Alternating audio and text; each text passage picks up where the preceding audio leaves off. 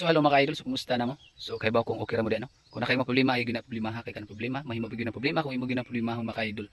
Kung ikaw sabi ka poy pahuway ha. Ayaw sa palabi sa imong lawas kay lisod biya.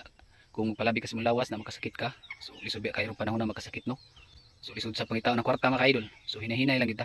So dili karon sa atong palaya mga idol. So ako ipakita sa inyo no nga wa man gini foliar ni atong ang palaya. So ako ipakita ang bunga kung sa siya ka anindot ug sa atong pipino mga idol wala siya foliar pero nabutang tawag organic. So bihalag wa moy foliar mga idol basta lang may organic matter. So parehaan ng compost mga idol o chicken manure or pig manure. So pwede na nimo gamiton no nga fertilizer kanindot sa organic matter mga idol kung maghatag kasi mong tanom kay ang imong tanom pwede siya makakaon taga adlaw no. Siyempre ang tanom bali parehas sa tanom manginahanglan sa taong mga pagkaon. So nakanindot sa organic kay di gud siya mawala sa yuta mga idol lahira sa mga synthetic fertilizer kay once mag-abono ka pila ka days ana mawala na sab na mo pali up na sab ka. So mas nindot yung mga idol kung namoy daghang organic matter diha atagi gud ang tanong palo api gud siya mga idol para na siya taga adlaw gud niya nga makonsumo ba. So mo ni maayo gud mga idol kung namoy daghan dihang organic. So parehara gud anang mga tae sa baka or sa baboy. So kung ma-stock na siya mahimo na siyang organic para nang madagami kung mahimo na siyang organic may mga yuta. So mas maayo sab na gamiton nimo sa imong tanom. So diri sa kuha dagami ra na sa humay no. So nalata na siya dito na imong yuta. So muna atong follow up og fertilizer sa atong ang palaya og sa pipino mga idol. So ako diri manang wala lang ko nagamit og foliar. So ako ipakita sa inyo mga idol kung sa kanindot ang resulta sa organic no. Sa organic sa mga idol mas taas og kinabuhi ang imong tanom mga idol. Kay lahi ra gyud sa magsalig ka sa synthetic. So kay ba man ka sa synthetic kasagaran na artificial nga dali ra kay mo tubo tapos mo na dali ra sa mamatay. So kung imo nang sabayon ando ha organic ug synthetic bali imong i-balance gamay ra imong gamiton nga synthetic mas daghanon nimo ang organic mas nindot yung nagresulta ang inyong tanom mas taas og kinabuhi mga kaidol. So kung taas og kinabuhi yung tanom dugay sa madugnas daghan sa imong maharbis na ana. So kung pakita sa inyo ha ang bunga sa atong ampalaya ug pino. So mo na gini ang unang bunga niya no. So kung imong tan-awon sunod-sunod na gud siya mga idol. Muna atong pilmirong ma-harvest no. Tagko jud siya kay mga idol oh. So tanawang yuta.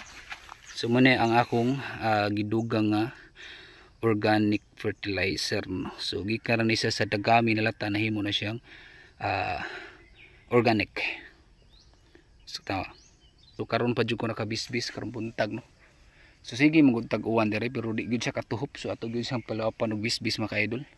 So muna kang guys sa atong ang palaya murag luyahon kay kuwang guys tubig. So importante man gyud tanom no ang tubig man gyud. So kinahanglan gyud basta ting init pwede gali kaduha bisbisan sa kadlaw. Kay grabe ba kang init karon tan-aw. Wag ka pilok-pilok grabe yung inita mga idol.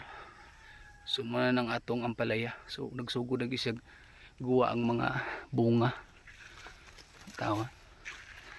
So ya. Tawa. Unsa kahamis no. So kausa pag kita nagamit diri insecticide no. Katong nakita nato nga daghan jud ang insekto mga. So nagamit tag kausa. So wa na sab no kay murag wa na naman sab. So ato sa yung likay-likayan ang paggamit og mga insecticide no. Para medyo safety gyud ang atong mga gulay, safety kanon ba.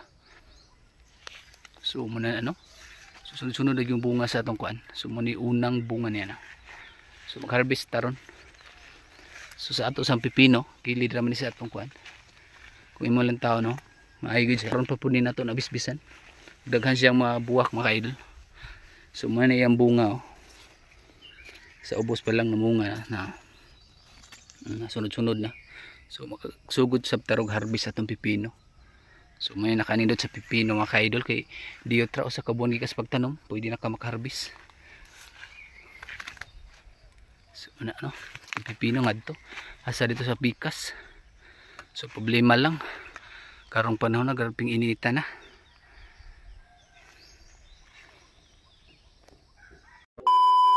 So mga ka-idol, so ako napakita sa inyo no ang atong tanom nga walay foliar. So depende na gud sa inyo gud mga ka-idol kung ganahan sa mo gamit usa mo ka kugihan nga mangunguma kung ganahan mo si gamit si pasan tangke. So pwede mo gamit og mga foliar kay okay lang gyud pang foliar himo nang foliar para sa sa atong nga tanom. So para sa ako tapulan lang kita magsigamit og tapulan lang kita sig spray, so di kay ko pinana sig bitbit ang tangke kay bugat. Tapos medyo busy man ta, no.